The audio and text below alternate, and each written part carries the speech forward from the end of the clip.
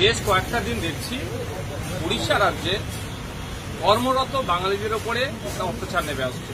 যারা বাংলা ভাষায় কথা বলছে তাদেরকে বাংলাদেশি বলে দিয়ে দেওয়ার চেষ্টা হচ্ছে, মারধর করা হচ্ছে, আধার কার্ড দেখানোর পরেও কান্দরে উঠবো, মারধর গৃহবন্দী করে রাখার চেষ্টা হচ্ছে ওখানকার যারা আমাদের রাজ্য থেকে শ্রমিকরা গিয়ে বিভিন্ন পেশার সাথে যুক্ত তাদের সাথে। এর ফলে বাংলাতেও একটা বিশৃঙ্খলা হতে পারে। কারণ এটা ডেটাটা আমি দিয়ে রাখি, ওয়েস্ট বেঙ্গল থেকে 21 লক্ষ শ্রমিক ভিন্ন রাজ্যে কাজ করে, আর আমাদের ওয়েস্ট বেঙ্গলে প্রায় 1.5 কোটি শ্রমিক আছে ভিন্ন রাজ্যে। উড়িষ্যার শ্রমিক আমাদের রাজ্যে কাজ করছে। আমাদের যেমন লোকজন উড়িষ্যায় গিয়ে কাজ করে ডিউটি হচ্ছে, উড়িষ্যার মানুষ আমাদের বাংলাতে কাজ করছে।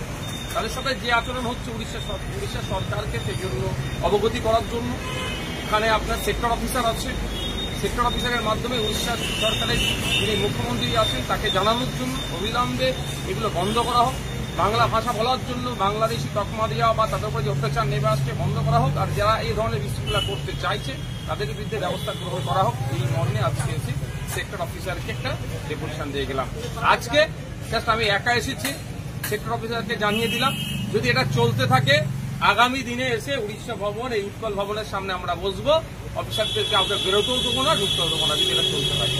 আর একটা কথা, ওটা কোনোভাবেই আমি চাই না, আমি করবো না বা করার পক্ষেও না, কিন্তু এটাও মনে করিয়ে দিয়ে এসেছি সেক্টর অফিসারকে যেখানেও কিন্তু উড়িষ্যার প্রচুর মানুষজন বিভিন্ন রুজি উড়িষ্যাতে যুক্ত আছে, তারাও কোনো রকম ভাবে ডিস্টার্ব হোক আমরাও যেমন চাইবো না, ঠিক একইভাবে উড়িষ্যার সরকারকেও দায়িত্ব নিতে হবে এদের এখানকার নিরাপত্তা যাতে সুনিশ্চিত থাকে। যেমন বাংলা সরকার দেবে এদের নিরাপত্তা, বাংলার পুলিশ দেবে, ঠিক একইভাবে উড়িষ্যাতে যে সমস্ত বাঙালিরা কাজ করছে তাদের নিরাপত্তা সুনিশ্চিত করার দায়িত্ব উড়িষ্যা সরকারকে নিতে হবে, উড়িষ্যার পুলিশকে নিতে হবে।